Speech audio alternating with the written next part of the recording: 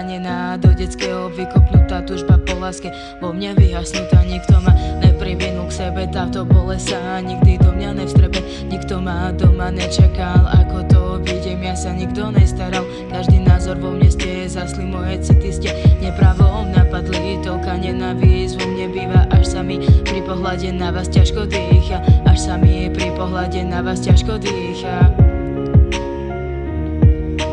Neboli ste tu pri mojich prvých krokoch, žiaľ neskôr ja som odmietla byť pri vašich bokoch, pri vašich bokoch.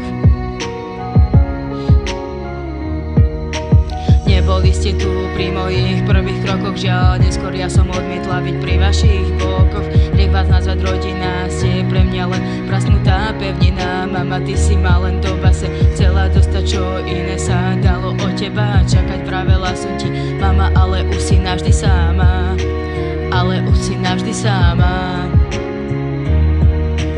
Otec často mi chcel pomôcť, no nemal žiadnu možnosť. Pod papučou žil, ako služke ti vždy verne slúžil. Zničila si aj jeho úplná nula, by si bola bez neho.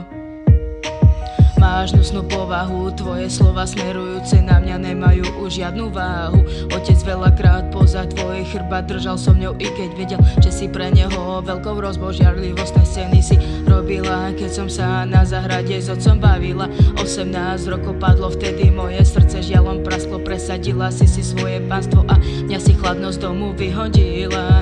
Neboli ste tu pri mojich prvých krokoch, žiaľ neskôr ja som odmietla byť pri vašich bokoch, pri vašich bokoch.